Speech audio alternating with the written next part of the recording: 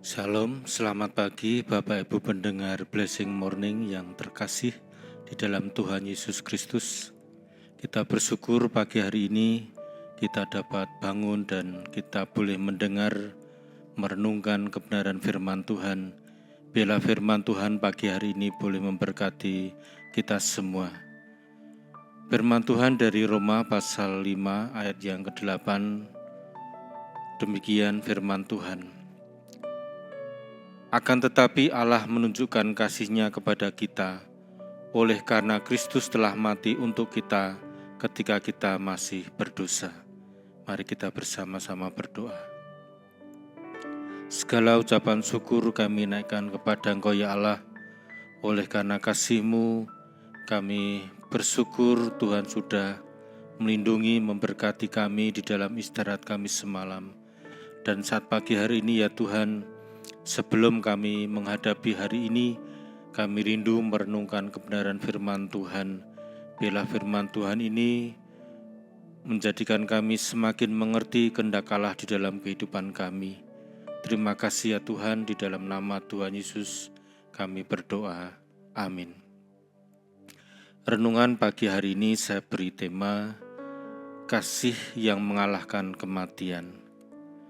Bapak Ibu Saudara, di dunia yang penuh syarat dan pamrih, kasih yang sejati menjadi langka. Banyak orang yang menjadi egois, tidak mau memberi apalagi berkorban demi kesalahan orang lain. Namun Rasul Paulus mengungkapkan satu kasih yang melampaui segala pemahaman, yaitu kasih Allah yang nyata dalam kematian Yesus Kristus.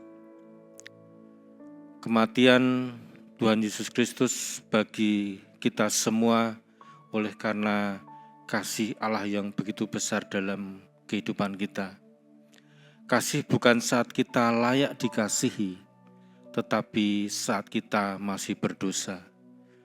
Roma 5 ayat 6-21 adalah penjelasan yang dalam dan indah tentang kasih karunia Allah yang mengalahkan kuasa dosa dan kematian. Ayat-ayat ini menegaskan bahwa keselamatan bukanlah hasil dari usaha manusia, melainkan pemberian Allah yang dianugerahkan melalui kematian dan kebangkitan Yesus Kristus. Paulus membandingkan dua manusia, yaitu Adam dan Kristus. Melalui Adam, dosa masuk ke dalam dunia, dan oleh dosanya semua manusia mengalami kematian. Namun melalui Kristus, satu pribadi yang taat dan benar, kasih karunia dan hidup kekal diberikan kepada semua orang yang percaya. Betapa besar kontrasnya.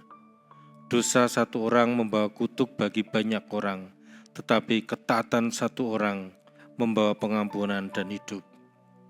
Bapak Ibu Saudara, inilah sesungguhnya inti dari Injil, bahwa kita diselamatkan bukan karena kita baik, tetapi karena Allah mengasihi kita lebih dulu. Dan kasih ini tidak hanya menyelamatkan, tetapi juga memampukan kita hidup dalam kemenangan atas dosa. Roma 5 ayat 20 menyatakan, di mana dosa bertambah banyak, di sana kasih karunia menjadi berlimpah-limpah. Itu bukan ajakan untuk hidup dalam dosa, melainkan jaminan bahwa tidak ada dosa yang terlalu besar untuk dijangkau oleh kasih Allah. Pertanyaannya, apakah kita masih hidup dalam rasa bersalah, ketakutan, atau penghakiman diri? Hari ini mari kita terima kebenaran bahwa Kristus telah mati bagi kita ketika kita bahkan belum mengenalnya. Bapak Ibu Saudara yang terkasih di dalam Tuhan, jangan terus hidup dalam bayang-bayang kejatuhan Adam, sebab kasih karunia Kristus telah datang agar kita hidup dalam terang pengampunan dan kemenangan. Kasih itu kini tersedia bagi siapapun yang percaya. Itulah kasih yang mengalahkan kematian, kasih yang menebus dan memulihkan. Oleh sebab itu, Bapak Ibu Saudara yang dikasihi Tuhan, kasih adalah kekuatan yang lebih besar dari kematian, karena dalam Kristus Ia menyerahkan nyawanya agar kita hidup selamanya.